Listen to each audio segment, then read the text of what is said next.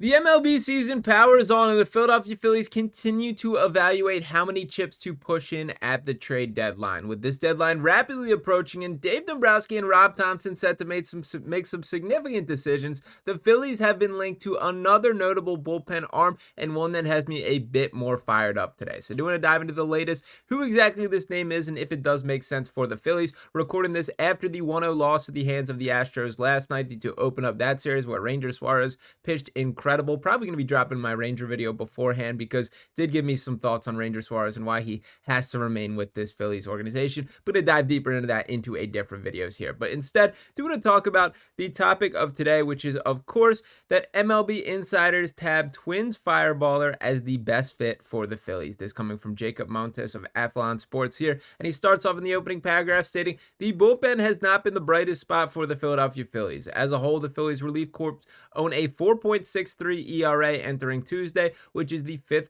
worst mark in the MLB. But as abysmal as they've been, there might be a handy solution. And to continue on, he writes, in a recent article with ESPN, two MLB insiders proposed sending Minnesota Twins fireballer Johan Duran to Philadelphia. While discussing the top trade candidates on the market, Kylie McDaniel and Jeff Passan speculated on Duran's potential availability, giving him a 40% chance of being traded and listing the Phillies as one of the five, quote, best fits. Quote, Duran is one of the best relievers in the sport thanks to his nasty stuff, headlined by a fastball that averages 100.2 miles per hour and a splinker that sits at 97.5. He has 2 more years of team control after this season, so he'd demand a big trade package. And that is really, I would say, the root of this conversation. The Phillies are going to make a trade. They're going to improve this roster to an extent, but how much is that extent? This would be a big ticket trade and one that I absolutely sign off on. For starters, we're talking about one of the best intros of any closer in sport. It's like an Undertaker kind of vibe with a little Spanish influence. That's sort of the sense that I get as he's coming in with the bullpen with the lights flashing, the music blaring.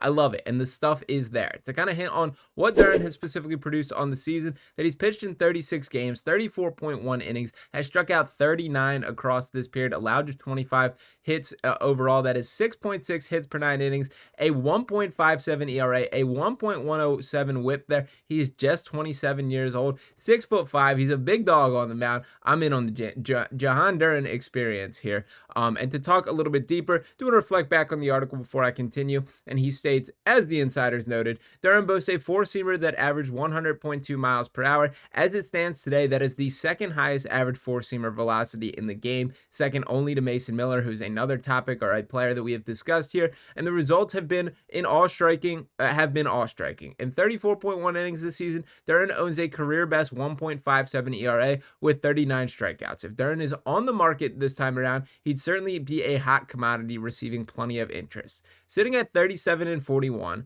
the Twins are just 3.5 games back in the wild card race. If they can bridge the gap even by a little, chances are Duran stays in Minnesota. Duran has been an indispensable part of this team since his debut in 2022 and still has years left on his contract, which only adds to the case against trading him. Now, for this side of the conversation, it is purely dependent on what the Twins' outlook is. And we're beginning to see the market sort of establish itself for the buyers and sellers. There are teams that are out of the mix in a way that they did not expect to be and need to adapt to that. There's also teams that are overperforming expectations and maybe more in the market of trying to gain talent rather than send some guys away and pick up prospects and build for the future in the way that maybe we anticipated coming into the year. The Twins are a bit in that middle ground here. They are certainly unsatisfied with how the season has gone to this point, but they're not out of the picture yet. This is kind of a future decision of what is the long-term game plan here. Is this something that you think this is a one-year blip where you guys are going to be back on track and he will continue to be a staple of your team? Or is this a situation where you could be maximizing the market on a guy who's having a career best season at 27 years old?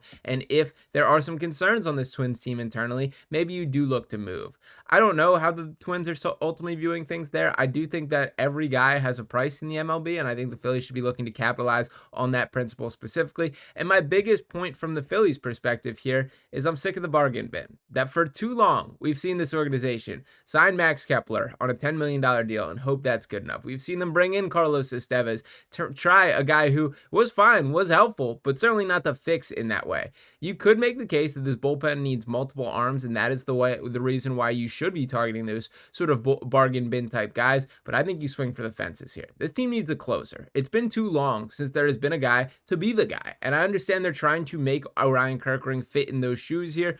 But it's a lot to throw at this guy at a pretty rapid rate. And if I'm going to be completely honest here, as much as I like Orion, I don't think he should be the locked ninth inning guy in the way that I want this team to have. Now, Rob Thomson has strayed away from that philosophically for several years to this point, that he's been quite expressive in his belief that we target matchups. We look at the batters that these guys are going to face rather than what inning of the game. And obviously, that high leverage situation where you are going to face the meat of an opposing lineup, that matters more to him than it specifically being the ninth. My pushback to that is always, well, baseball games are 9 innings one way or another. And ultimately, you got to get through all of these. And then the bottom of the ninth inning is going to be a high leverage situation, regardless of how you want to splice it when looking at that and looking at it in that direction.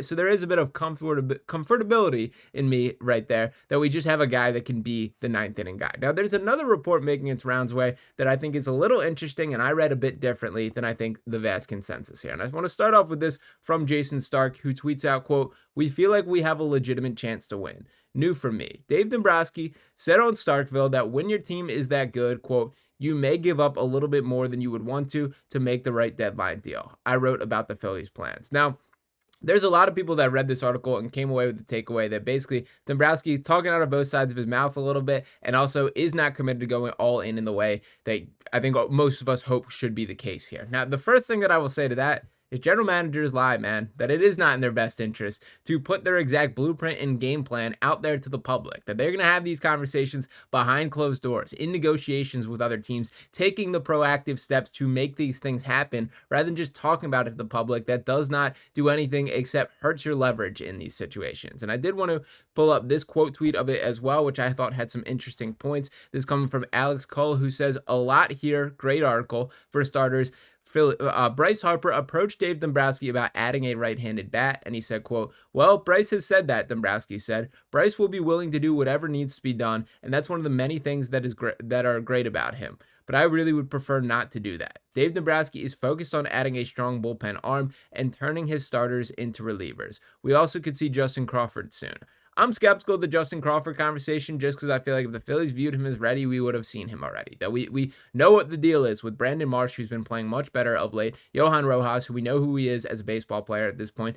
We've been itching for some outfield opportunities. We're seeing Otto Kemp get his chances. Max Kepler is still in the mix here, and they've had a pretty long leash with what Kepler has brought to the table here. There has not felt like there's been this legitimate push for Justin Crawford to have an opportunity in a way that, if they wanted that to be the case, I just think would have happened to this point. So I'm a little skeptical of that being the case. But the larger message of this is, of course, Dave Dombrowski is sort of not committing to get another bat here. Now, I personally get frustrated by the offense at times, but I do think it is important to note, as Jeff Kerr likes to point out on Twitter here, that the Phillies are 7th in the MLB in runs per game. Stop treating losses like an Eagles loss. And obviously, we are coming off, I'm recording this following a night in which they were straight up blanked by the Astros there in a pretty impressive pitcher's duel. Once again, Ranger Suarez holding up his end of the bargain here. It is up for interpretation for what will be the biggest issue with this Phillies team. Dave Dombrowski seemingly leaning towards the bullpen, and I do more so agree with him. But what I will also say is a couple consecutive seasons now, we've seen the bats go cold at the wrong time, and that has been the reason this team has been eliminated. I don't know how to fix this, but what I find incredibly frustrating about this Phillies team is it does tend to feel like everyone's hot or everyone's cold. There is not this in-between or balance in which some guys are carrying the lineups. And sure, Kyle Schwarber can put this team on his back for stretches. That Bryce Harper can put this team on his back for stretches, but it does not feel like there is, guys covering up for each other in the way that I think it should be designed. Again, I don't have a clear fix with that. I don't even know if there is one, but it does feel that there is more connectivity with this Phillies team as far as when they have it all going or when none of them have it going there. Now, with that perspective in mind, I do get the principle of, like, when looking at this lineup, where do these guys slot in? That, yes, and it would be great to upgrade a right-handed bat, but who is he kicking out of the lineup here? Is this an outfield fix? We know that Schwarber is going to be holding things down in DH, so that is not an option. I do like that Bryce Harper continues to be open and in his flexibility for what position that he will play, but I think that the right decision or outcome here from the Phillies perspective, you extend his career by keeping him at first base. And by the way, he's turned into a pretty good first baseman in the field, far beyond what most guys picking things up that quickly would. And I think that should be weighed in mind too. I know there were the conversations about Pete Alonso in the offseason, of Bryce Harper talking about, if we can get him, I'll move back to the outfield. And I appreciate that perspective. I appreciate that willingness, but also we're probably talking about taking away years from his career, which is not a business that I want to be getting into at this point in the game. So while I know plenty of people were sort of concerned about this overall Jason Stark approach. That was not the way that I read it here. That this was, to me, Dave Dombrowski being a little bit closed-lipped and not just saying his plan. If his plan could remotely bring in a high leverage closer from the Twins, like Johan Duran here, I'm in. You can sign me up for that. That is the type of swing that I would like to see. And I think Dave Dombrowski's actions will speak way louder than any words that he wants to mention to Jason Stark in the short term are. So this is a trade that I would 100% sign in on, and I do want them to take a swing. I'm backing that this team is competitive enough, in the mix enough, that they should be giving themselves a chance. We are through the lifeless stretch of baseball. They are performing better on the field, and that should be rewarded by the front office by giving them their best possible chance of making a deep playoff run. So let me know what you guys think about this specific trade target, about the deadline as a whole, as once again it is beginning to approach there. And again, I do think that the actions of Dave Dombrowski will speak a lot louder than whatever he says in the articles are. So make sure you guys are dropping those thoughts below. Appreciate you guys tuning into this video. If you have not already, make sure you are smashing that subscribe button, dropping a like on this video here. I'll be back talking to you next time right here in Phillies Digest. Peace.